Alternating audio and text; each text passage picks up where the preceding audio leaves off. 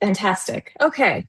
Well, thank you for having me. As Janet mentioned, I'm an adjunct assistant professor at GW. I'm also an instructor at Harvard University Extension School. I actually teach a class on loneliness. I'm also a PhD student, so you're getting kind of a sense of how crazy I am about school.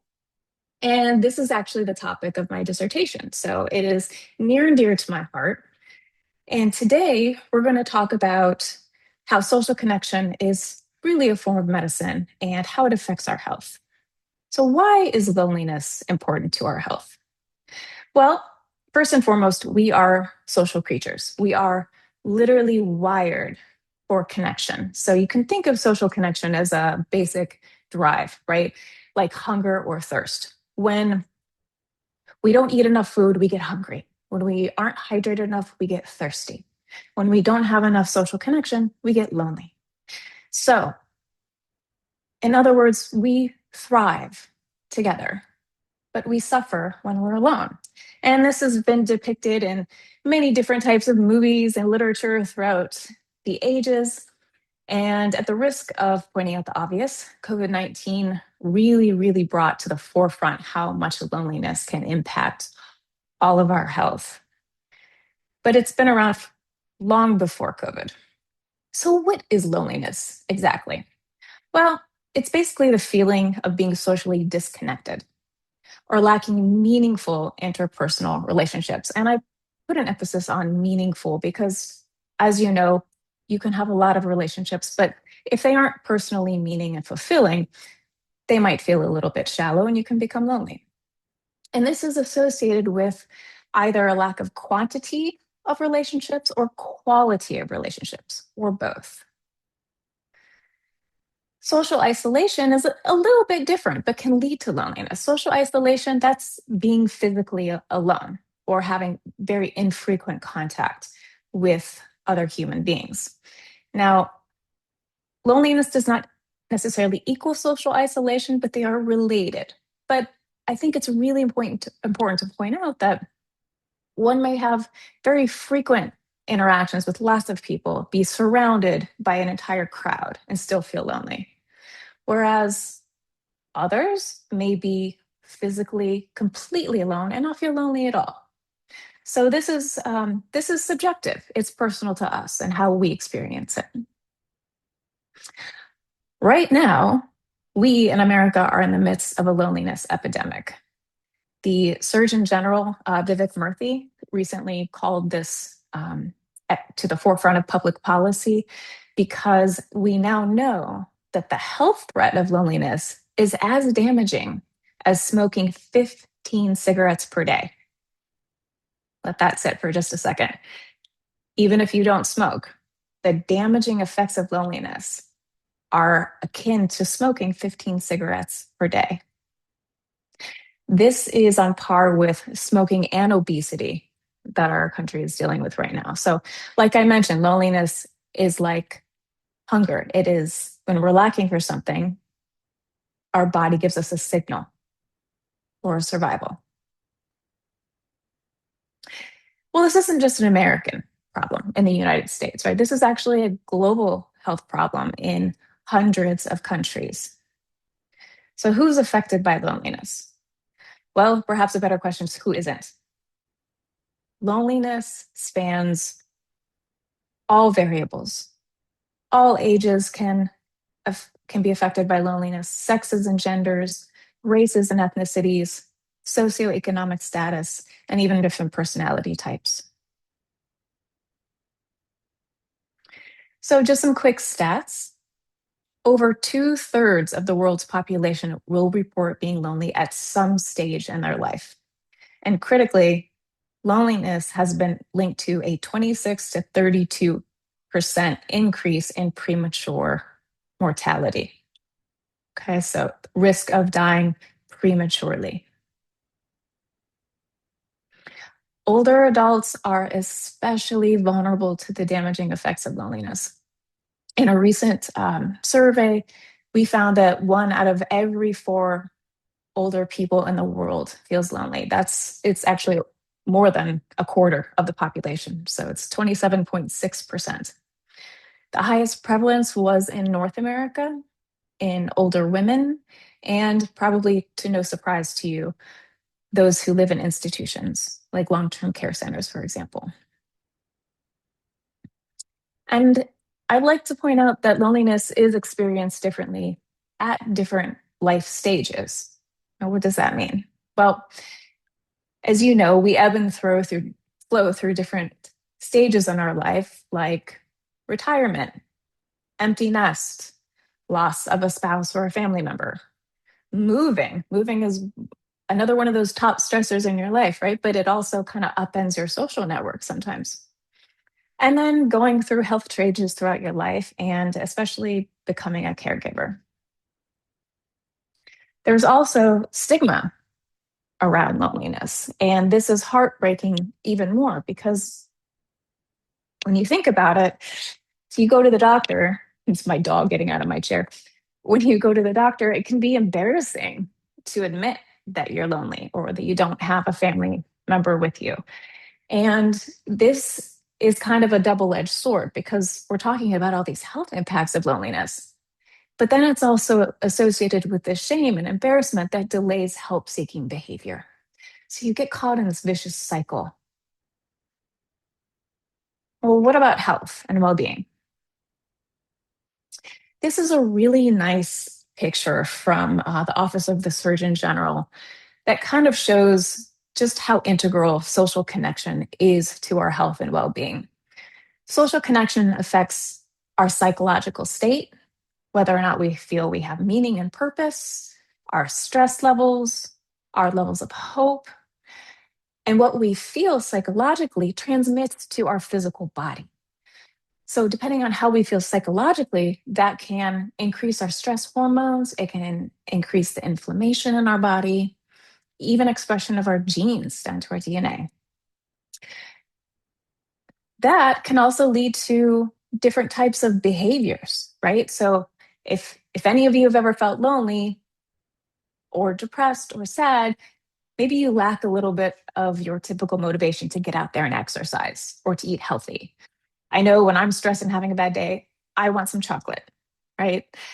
So it does affect our behaviors as well. And then that all translates to in our overall picture of our health. Okay, so our risks for things like heart disease and stroke and diabetes. And I struggled with this slide because there are too many conditions related to loneliness for the purposes of this talk, but I did want to throw out some highlights. In the literature and in clinical research, we have found that loneliness has been linked to higher blood pressure, diabetes, poor sleep, substance use like alcohol and drugs, a weakened immune system, so you can get sick more easily, depression and anxiety. It's also associated with higher risks of heart disease, stroke, and even cancer. And we also are in the midst of a major public health crisis with Alzheimer's disease and dementia. And loneliness is intimately related with higher risks of dementia and accelerated cognitive decline in those who are already experiencing cognitive decline. The Lancet Commission, just a couple years ago now, came out with 14 modifiable risk factors for dementia that you've probably heard about. A lot of lifestyle risk factors like smoking and diabetes, obesity, etc. But look what I put in red here. Social isolation, which includes the loneliness, and depression. So these are two modifiable risk factors associated with loneliness that are major risk factors for dementia. So what can you do about it? It's not as easy as just taking a pill, right? And I laugh when people ask me, you can't just say, go get a dog, right? This was something that happened during COVID. Remember, everyone started getting pets because they were isolated and lonely. It's not quite as simple as that. But as I hope you're seeing, social connection is such an important part of health, and feeling connected to others can support your feelings of emotional health and well-being, can support your heart and brain health, can help with your stress levels and your overall quality of life. And it's really important to understand that even small steps towards connection can make a huge difference over time. So I can't I can't stress enough the idea of and the power of baby steps. Um, I thought this was interesting. The American Psychiatric Association asked Americans, "What do you do when you feel lonely?" And the kind of coping mechanisms that came up were things you'd probably think about, like finding a distraction, watching TV, listening to a podcast. A lot of people go for walks, reach out to friends and family, connect to a pet, which happens to be my personal favorite. I have two fur babies that are my whole life. Exercise, volunteering, going to therapy, volunteering. And so these are all pretty positive things, right? But again, as we mentioned with our behavioral compensation, sometimes they're maladaptive, like eating more than usual, eating more sugar than usual, using drugs or alcohol. So, again, the power of baby steps. Sometimes people try to fix things all at once, and that can be overwhelming. So, a lot of people feel it is really helpful to just start by calling one person, reconnecting with a friend, joining one activity. Hobbies, I think, are um, some of the most salient and powerful ways to connect with other people. And they have multiple benefits. One, you're probably engaging in a hobby that you enjoy doing. And two, you get to have that social aspect, connecting with other people.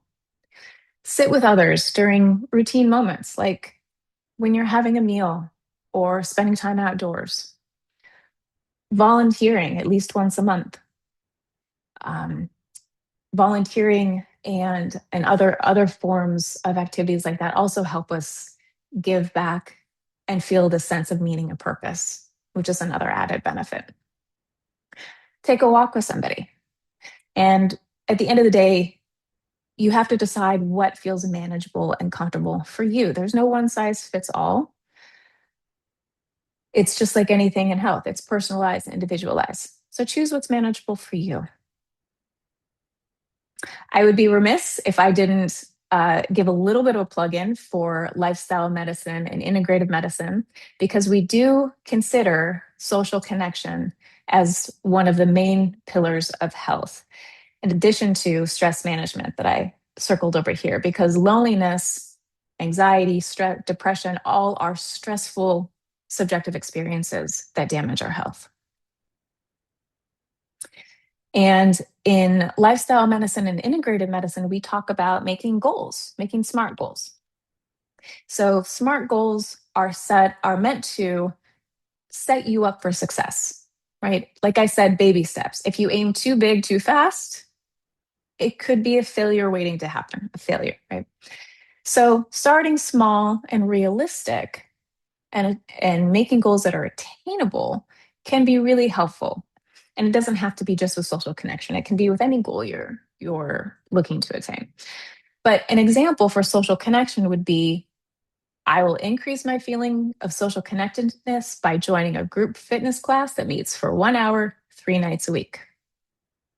It's small, specific, measurable, and attainable, and time connected. Okay. I know that this center really does a great job teaching about loneliness. So I did want to mention that loneliness is one of the clinical interventions for loneliness as well. So mindfulness in this context would be learning to sit with loneliness without judging it, which can actually help to reduce its intensity. Finally, as I hope we've covered today, social connection is an integral part of health, and support can look different for everyone. And connection doesn't have to be big, it just has to be consistent. Thank you so much for your time and attention.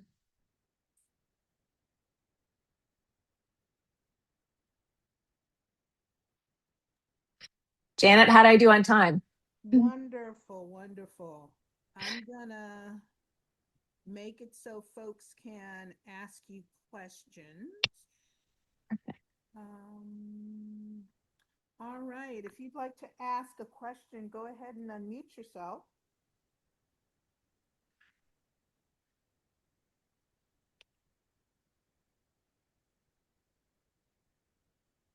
Thank you for the heart. I love it. Or you can ask in the chat. Let's I see there's something going on there, so let's see.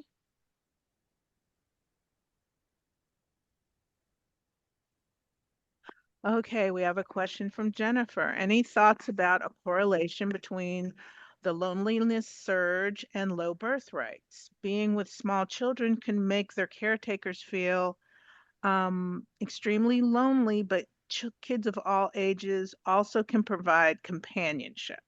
Jen, if I didn't put that correctly, just go ahead and unmute yourself and ask the question. No, you got it. Okay. What an interesting question. There was an article that just came out about low birth rates in the New York Times, I think. In my humble opinion, I think that a lot of the crises we've been through in the past few decades, including COVID, including the surge of social media, has had an impact on our ability to relate to other people. And you see that especially in adolescents and young adults. So I would not be surprised if it did have some kind of correlation with loneliness.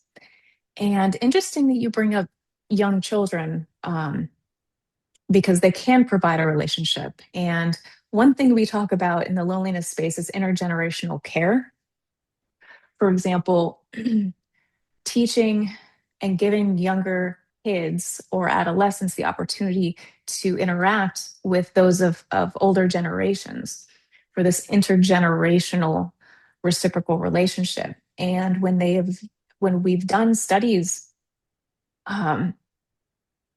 allowing them to have this opportunity, both parties tend to feel it is meaningful, purposeful, and beneficial, right? So both the adolescents and young adults and the people in older generations.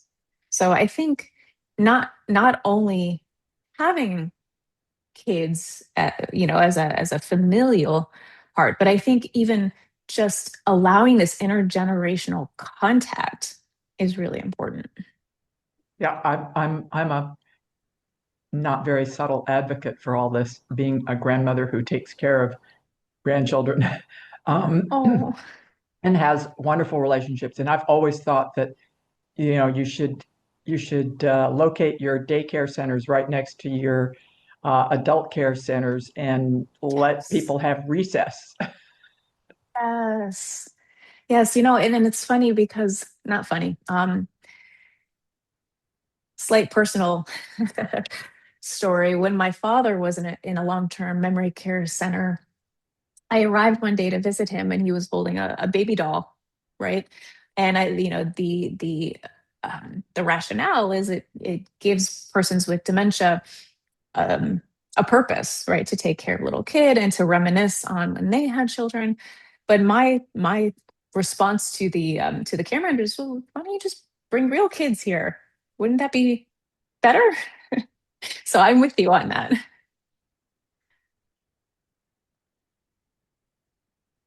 I see a hand, And Randall. Yeah, hi. Thank you for your talk. I just had a question about something what we were talking about, the different things that have been found to correlate with loneliness. And I was just wondering that do we really know for some or even all of these that it's a causal correlation? Like for example, some of these things, like say even like dementia you were talking about, isn't it possible that somebody as they're, going into dementia, they're going to find it harder to connect with people, or even 100%. something that people with like heart disease or health issues or other things where that it's like the other way around, where they might have it might keep them from connecting with people because Mhm. of their life circumstances. Absolutely. Randall, you are highly intuitive in this regard. Number one, I'm always hesitant to use the word causal because one, I think most things in life are multifactorial. You're not usually a one-to-one causal correlation, or I'm sorry, causation. It's more of a correlation. And you are so right because it's bidirectional. Especially when you start to experience cognitive decline or other health issues, you can feel hesitant or even embarrassed to talk to others because you think that they might judge you, or you think that they will think less of you. This is a major issue in all types of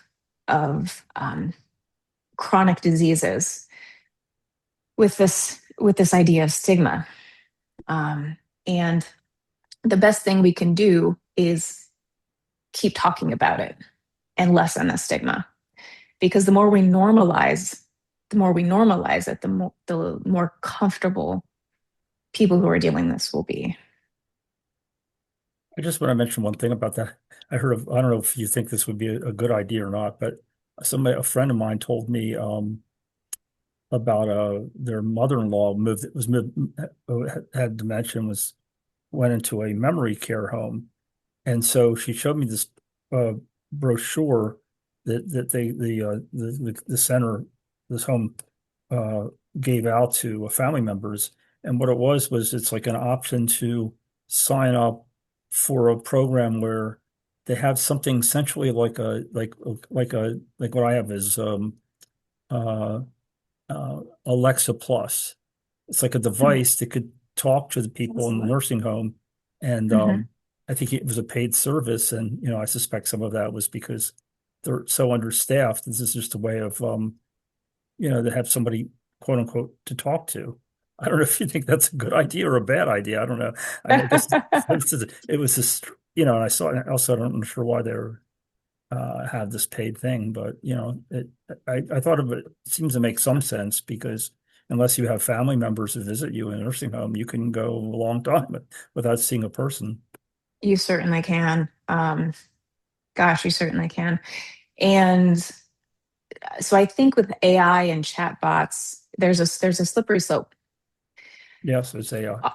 Right. Yes, yep, AI and chatbots. I think that we need to be very responsible and informed and make sure that these bots are ethically trained, because the last thing we would want is to create more anxiety, more tension, more confusion. At the same time, we do need to do a better job about decreasing the experiences of loneliness.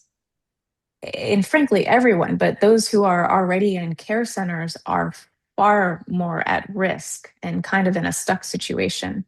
So I think at the end of the day, it's a good idea if it's responsibly trained and implemented, if that makes sense.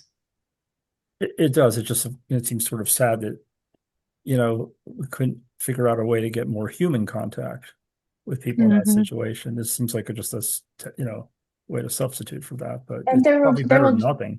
So perhaps better than nothing, but there will never be a substitute for real human contact. There just won't be. And we know that. And I think we're starting to implement more programs to help this. And part of it is awareness. Part of it is talking to as many people as you can to say loneliness is a real thing. It's a real problem, and it damages people's health, and it is damaging their quality of life. So this needs to be a focus of clinical care. That's part of what I'm doing in my research, is to tell doctors, to instruct them and to teach them that this is something you need to look out for all the time. Because it's not just the diabetes, it's not just the high blood pressure, it's not just cognitive decline. Loneliness can be driving so many of these things or making them worse. So we have to pay better attention and, reach out, If you're in a store, make eye contact and say hi to somebody. Sometimes it's just those little things. Just Anyway. one more follow-up on that is that I think from what I've heard is, and I was in a philosophy group, they were having the discussion about human chatbot connections, but I believe it might fall under your list of, things people are doing, like watching TV to substitute for loneliness. But I believe that probably there are a lot of people who are using them as a substitute for social connection, especially maybe more young people, but I don't know, maybe older people too. I don't know. Yep, especially young people, but really it's everyone. And I think that the question is why? Why do people feel this need? Right? And the answer is they feel lonely. And we Yeah. need to do better at the human connection side. Okay, so Thank you. I'm going to interrupt. We have a lot of questions, but I'm going to hold them to the end, if that's okay, Thank you. Allison with a W, because I want to give Allison with a G a chance to help us all relax and get ourselves in a better place, mind, body, spirit. Okay? All right. Thanks. Thanks for having me back. And it's actually really interesting that we're here together, Allison, because the practice I have planned for today is actually a meditation, a Yoga Nidra meditation that focuses on increasing interoceptive awareness, so connection to ourselves. And while I 100% agree that working to be more connected socially is such a great influence in our health, sometimes where we can start is working on connection with ourselves as well through yoga practices. And interestingly, the way we kick off a meditation like this is to similarly focus on a goal, but in yoga, it's called sankalpa. So what's different from goal setting, which we use SMART goals a lot in yoga therapy as well, but when we're working just with sankalpa, we're taking the aspirational quality out of the goal setting, which, when you set a goal, it's about a circumstance that you're working towards. With sankalpa, it's actually recognizing that you're whole already and celebrating what currently is, right? And so instead of I will be more connected when I join a gym class, for example, which would still be a great thing to do, Sankalpa asks you to say in a short present tense statement, I am connected, or I am loved, or I have community. So it's calling forth and creating what is already. And so before I do this meditation, and the meditation is around feelings of chronic stress, which can make us feel really disconnected to ourselves and others. I would ask you to pause for a moment, just a moment, and what comes to mind as a sankalpa that you could work with today. Things like, I am loved, I am connected, I am at ease, I am safe. Whatever resonates with you today is a nice way to connect to the topic, but something that's meaningful that would be meaningful for you to work with our meditation today as well. So don't think too much about it. Just pause for a moment and consider what would be a meaningful, healthy sankalpa for you today. And you set it up in that way, a short, positive, present tense statement. I am, and then what's meaningful to you. And once you've kind of called that in, you can sit in any comfortable way. You can lay down if you'd prefer. We will be here for the duration of the meditation, so please be in a comfortable space. You don't have to close your eyes if you're not comfortable. If you are, then certainly try that. And like I said, this is a Yoga Nidra meditation. It will take you through some body landmarks. It'll take you through some visualization practices, and we'll be reconnecting to our sankalpa. So as you're ready, take a couple of deep breaths in through the nose, out through the nose.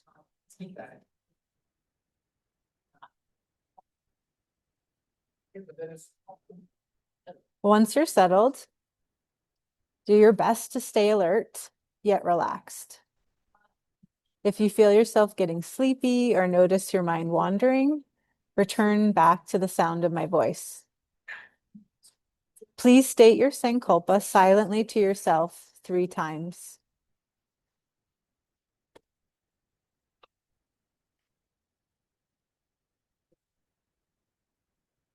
We will now begin moving your awareness to different parts of your body. Follow my voice and quickly bring your attention to the body part that I name. As you focus on each part, feel it relaxing and releasing any stress or tension. And bring your awareness to your right hand thumb, first finger, second finger, third finger, fourth finger. The palm of your right hand, the back of your right hand, your wrist, forearm, elbow, upper arm, right shoulder, chest, waist, hip, right thigh, right knee, calf, ankle, right heel, sole of your right foot, the top of your right foot, your right big toe, second toe, third toe, fourth toe, and fifth toe. Now bring your awareness to your left hand thumb, first finger, second finger, third finger, fourth finger, the palm of your left hand, the back of your left hand, wrist, forearm, elbow, upper arm, left shoulder, chest, waist, hip, left thigh, left knee, calf, ankle, heel, the sole of the left foot, the top of the left foot, left big toe, second toe, third toe, fourth toe, fifth toe. Now bring your awareness to the crown of your head, the right side of your head, the left side of your head, right ear, left ear, right cheek, left cheek, right eyebrow, left eyebrow, eyebrow center, right eye, left eye, the nose, the upper lip, the lower lip, the chin, the jaw, the throat, the right side of your chest, the left side of your chest, right shoulder blade, left shoulder blade, the abdomen, the navel, the entire spine from the tailbone to the base of the skull, and the back of the head, the back of the neck. Now bring your awareness to the whole right arm, the whole left arm, both arms together, the whole right leg, the whole left leg, both legs together, the entire torso, the face, the head, the whole body, this whole body, this whole body together.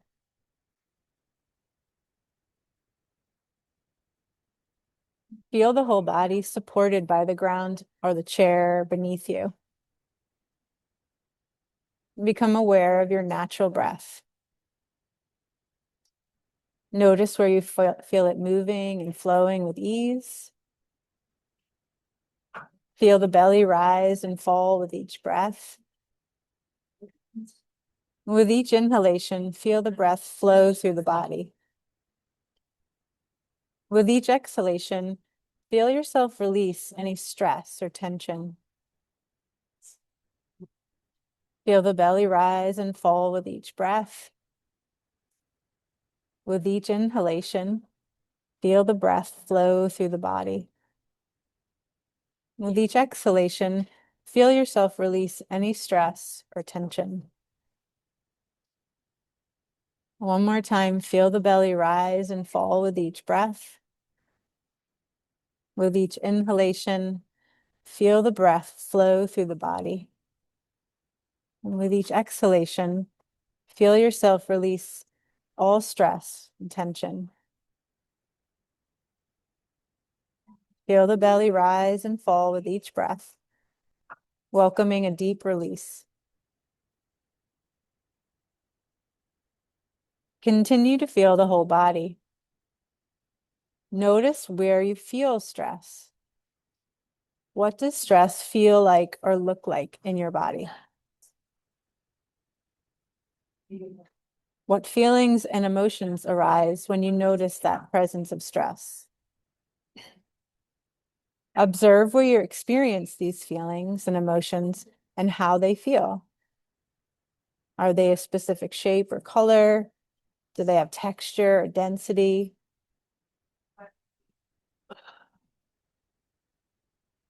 Now consider the opposite. Notice ease in the body. What does ease feel like or look like? Observe where you experience that and how it feels. Does that have a specific shape or color? Does it have texture or density? Observe where you experience these feelings and emotions and how they feel in your body. Notice how both ease and stress can live simultaneously. Notice that you can hold space for the spectrum of both feelings and emotions associated with stress and ease without judgment or attachment.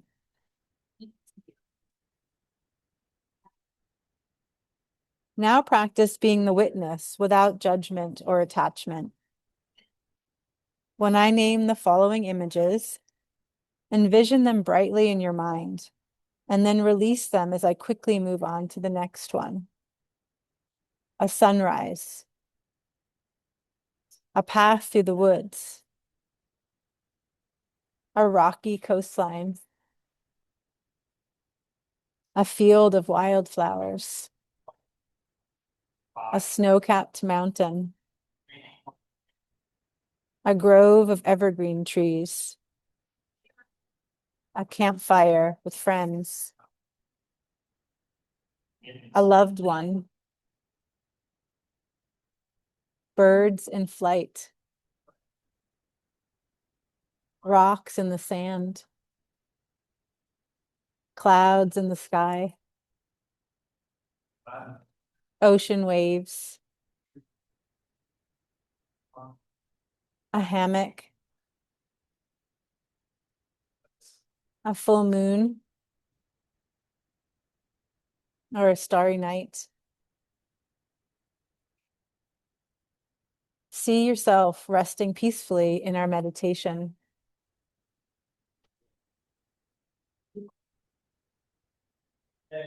Linger in this moment a few more rounds of breath. Visualizing yourself resting peacefully, focusing on the breath.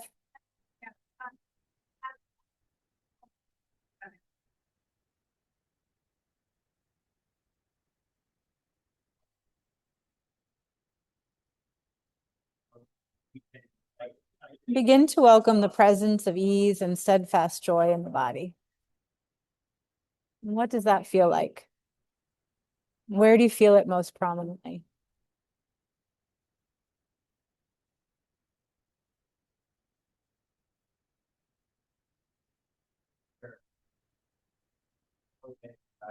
Recall your sankalpa that you set out at the beginning of our meditation. Repeat your sankalpa to yourself silently again 3 times.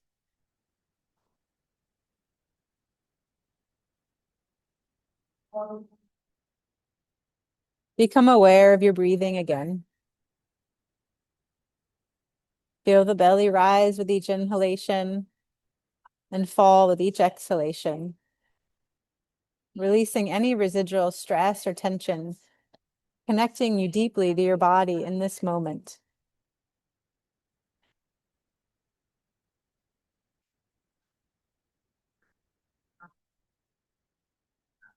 Notice the sounds you hear around you.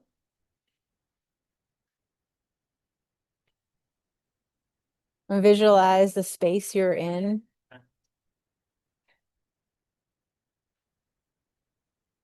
Notice your breath deepening.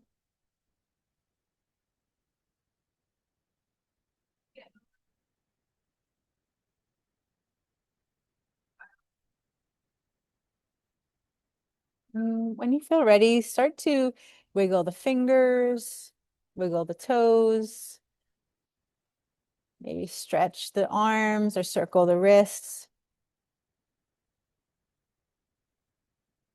Acknowledge the time you took for your well-being. And this experience of coming back into the afternoon. A bit more connected to ourselves, a bit more connected to the goings on internally, our interoceptive awareness. And understanding the connection of how stress shows up in the body and what it feels like.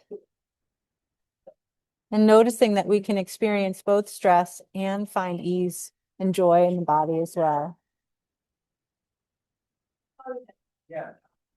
Allow the breath to deepen. If you're lying down, roll to a side. Take your time sitting back up in your chair or on the floor.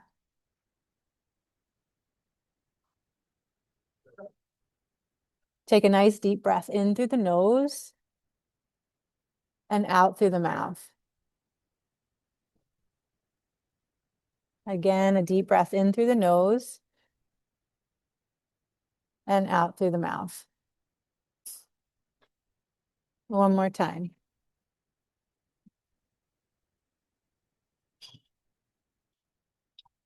And this concludes the practice of Yoga Nidra meditation.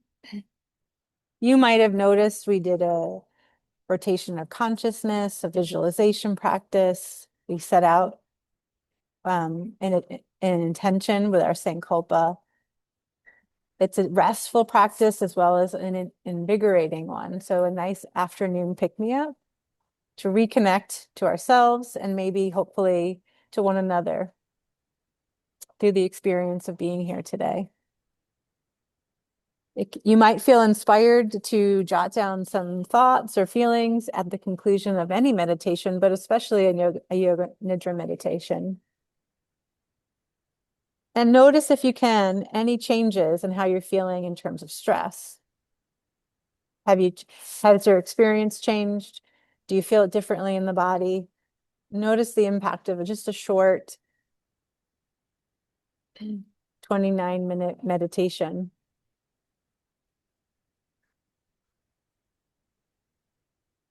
And that concludes our practice. And I'm happy to take any questions you have about it. I know there are lots of questions for Alyson as well. And so I don't want to take up too much of your time. I'm glad your shoulders are down. Alyson, thank you for that wonderful, wonderful practice. You're welcome. We always appreciate when you come here and spend some of your time with us. My pleasure. Now, folks, I have to tell you that a student must be in need, because Allison with a W had to leave. But I am going to send all the questions in the chat that she did not have a chance to answer to her, and then I will share them with you next week. So, speaking of next week, our guest next week will be the fabulous Fred Johnson. And Stephanie, do you want to tell folks who may not know Fred a little bit about Fred? Sure. So Fred Johnson is the artist in residence at the, I want to say it's National Academy of Sciences, a member of the Sufi order, and just an overall phenomenal sound healer. We've been doing a weekly special program called the Beating Heart Moment.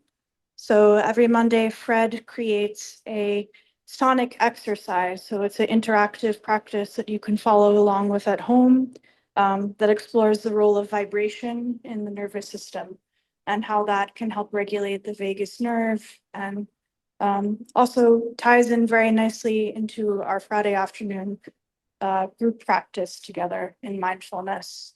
I believe Janet posted the link in the chat. And again, that video is published every Monday morning. I'm going to add the mailing list here as well for everyone. And that's the best way to stay updated on these new offerings from Fred as well. And just go to AIM Health Institute's YouTube channel. That is the link I just shared. And you can, see all the pretty much all of the past mindfulness experience gatherings we've had. And you can also enjoy a separate playlist of the Beating Heart Moments with Fred. Okay, so have a wonderful weekend. It's warming up down here in South Carolina. I hope it's warming up there in the DMV. And be blessed. Bye-bye, everyone.